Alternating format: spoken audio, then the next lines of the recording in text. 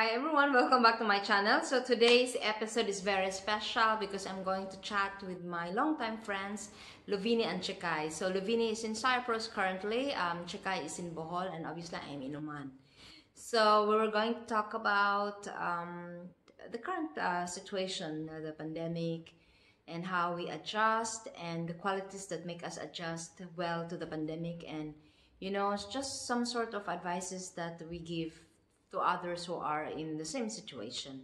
So I hope you'll enjoy this episode, and if you have any comments or suggestions, please drop your comments in the comment section and I'll reply to you as soon as possible. Enjoy the show. Good morning, ladies. Good morning from Oman. Good morning to Love in Cyprus, and good afternoon to Chekai. From the Yes, my name is Lovella, which I've been in Qatar for 10 years, and I just moved here since last year. A former OFW from Qatar, now based I am now based in Bohol, Philippines. Okay, so the three of us are friends since way back. Chekai since the time of Lapu-Lapu, and Love, I met Love through Chekai and her brother Freddy in Qatar, right? When was that? 2007, di ba? 2007. Right. Yes. Yeah, so our friendship is way back. Okay, as for me, I was in the Philippines late January because I had to attend an emergency of my mother. So when the news of pandemic really started, I was in the hospitals running, and I thought it was just kind of media thing that it kind of blown up. But anyhow, when it was declared as a pandemic by the World Health Organization, I was on a flight from Philippines back to Cyprus. And then just a day after I arrived at Cyprus, the airport started to shut down, and the rest of the world.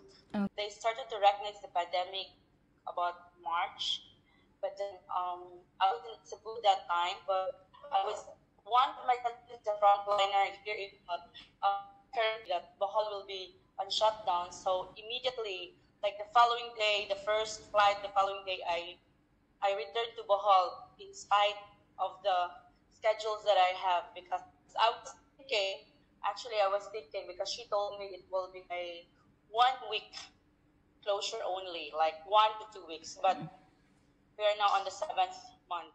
Recognize that, like they have recognized that one, but they didn't take it seriously until the government announced for a lockdown. I think it's safe to say that all of us didn't take it seriously at first.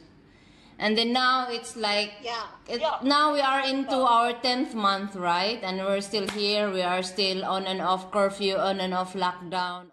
Here in Cyprus, at the onset of the coronavirus, our government implemented very strict measures. So at first, like, it's very strict lockdown. We are only allowed to go out like once per day for essential, and we have to send SMS for the government for an approval to get out. And it's a matter of controlling how many people are going out and all those stuffs.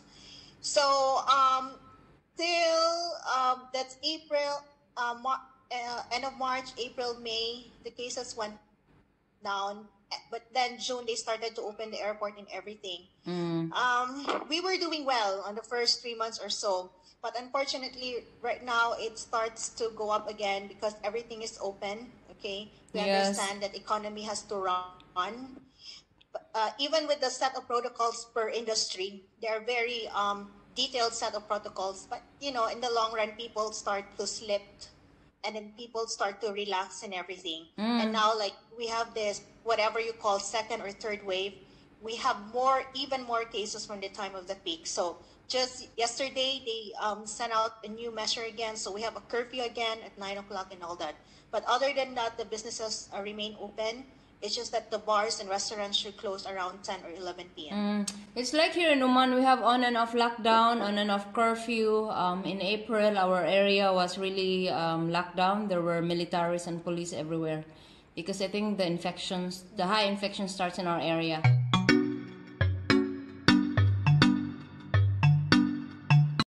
So livelihood is obviously affected, right? I'm working currently, so I am still in a reduced hours.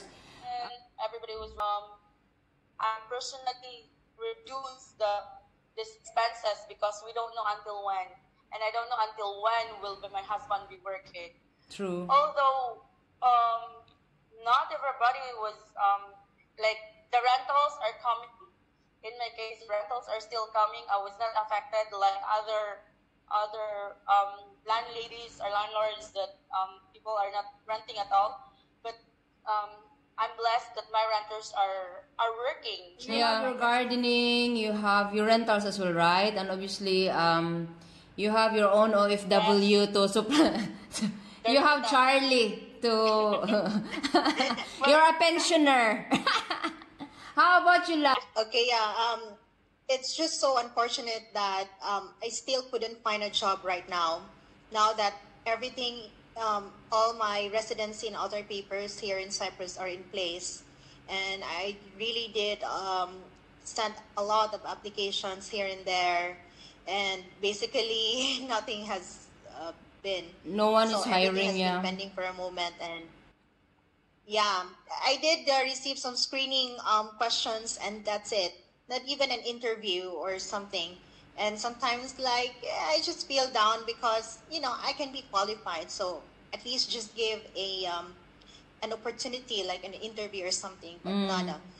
And I heard that several companies have closed down also here. It's one of the True. reasons. So there's a lot of competition in the market. So as far as finances, I'm totally down. Okay, so good thing I have my husband supporting me, whatever I need and what is needed back home. And here, what we do, we also started gardening in the summer at the start of the lockdown, and thankfully we have good produce of zucchinis and tomatoes and some of the things. So we kind of cut off what we bought from the market. Yeah. Right? There are a lot of lessons to be learned in this pandemic. My main lesson actually around April, I learned that I don't need a lot to survive. I mean, essentials like food, water, internet, electricity, that was just very small compared to. I don't even know how I spend my money now every month before the pandemic, because during pandemic we kind of realized that it's very the cost of food is not that much, right? So why is my salary consumed every month at the end of the month when food is very. Because we want to shopping. Yes. Because we want the shopping. So my first lesson is I don't need a lot of money to live. I just need a lot of weekends to rest. Those are two. I'm willing to reduce my salary for a 3-day weekend. And two, I don't need a lot of money to live, actually. Those are my two main lessons that I learned during pandemic. First two lessons. What about you, ladies? First two lessons when pandemic hits. For me, two lessons. One is to live simply, as what you said, Benjai. Live simply. With me and my husband, like, with our status right now, we don't need so much things. Maybe even after the pandemic is over, like, we don't need to do a lot of things that requires a lot of money. That's And true. so just live simply. And lesson number 2 is to create a good and solid relationships.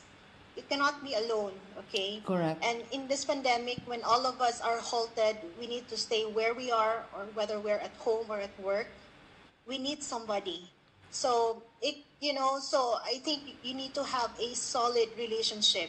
At one point, people will be coming home and be with their loved ones. So let's not allow any relationships to fade, because at some point we have to be together. I think during pandemic, a lot of people were checking in on friends and family. Because I personally, I'm very introvert. Just ko. You know that, right? Grabe ko ka introvert. But since the pandemic and we have nothing to do other than watching TV or anything like that, you kind of start checking family and friends. Are they okay? Especially those who are exposed, frontliners, and those with comorbidities. I think that we learn to appreciate more our family and friends. Yes, I mean, it was the time when I appreciated the so-called emergency fund. true. Although I wasn't able to touch the emergency fund, but it was the time that um, maybe I am just one of those blessed who's like not so much stressed with the finances at the moment because I'm living simply.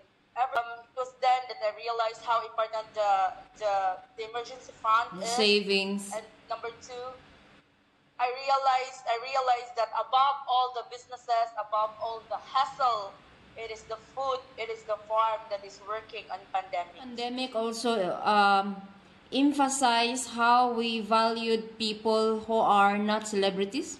We don't value them at all.